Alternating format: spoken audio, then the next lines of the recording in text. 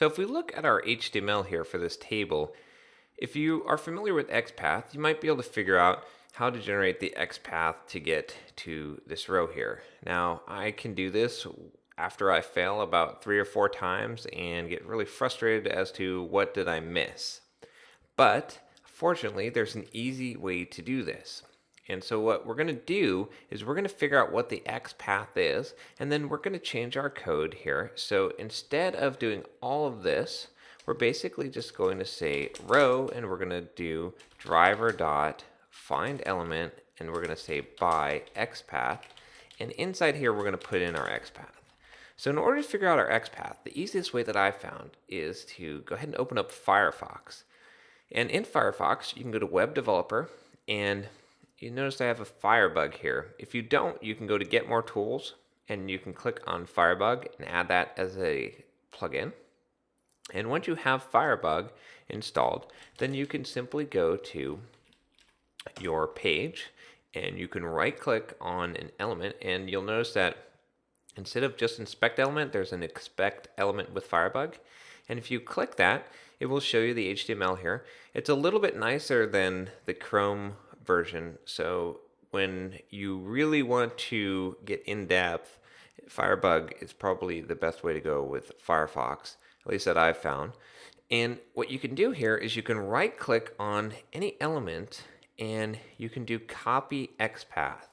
And this is pretty neat because now all I have to do is just paste this, and you can see it generated that whole complicated XPath for me. And admittedly, in this case, this XPath is actually a relatively simple XPath compared to how complicated some XPaths can get, but this is also a good starting point. You could cut out some things here. There's some ways to make XPaths a little bit shorter. We're just going to leave this for now and test to make sure that this works. So what we're going to do here is we're going to do console.writeLine, and we'll just put out our row.text, and that's going to prove that we're able to get that row by this simple XPath. So I'm going to go ahead and run our test now, and you can see that our page came up, and if we look at our output, we have table 2, row 2. So this is a lot simpler than what we had before, but we have added complexity in selecting the element. So we've reduced the number of lines, but we've made this slightly more complicated. But it's easy to do if you use Firebug and you get the XPath.